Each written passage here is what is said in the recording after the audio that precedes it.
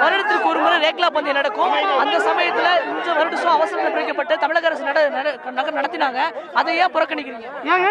Rekla race வந்து மாணவர்கள் யாரும் நடத்தலைங்க, சரிங்களா? அரசியல்வாதிகள் நடத்தினது, சரிங்களா?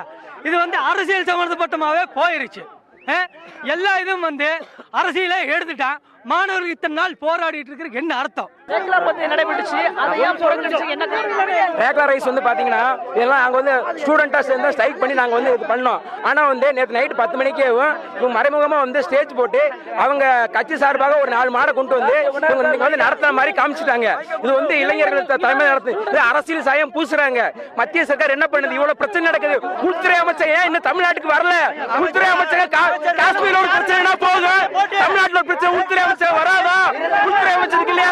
ராஜ்நாத் சிங் எங்க போனாரு? ராஜ்நாத் சிங் எங்க போனாருங்க? இந்தியாவுக்கு ஒரு பிரச்சனை வரணும் இல்லைங்க, உள்துறை அமைச்சருக்கு அதை இருக்கு. ஒரு வாரமா பிரச்சனை நடக்குது. இந்த பிரச்சனையை மத்திய சர்க்கார் ஏன் கண்டிக்கிறல? ஒரு 40 MP மீட் பண்ணாத ஒரு PM அவருக்கு எப்படிங்க தமிழோட உரிமையை அவர் காப்பாத்துவாரு? தமிழோட உரிமையை நான் மீட் எடுப்பேன்றாரு. அவர் என்னத்தை காப்பாத்துவாரு? தமிழோட உரிமை அவர் என்னங்க தெரியும்?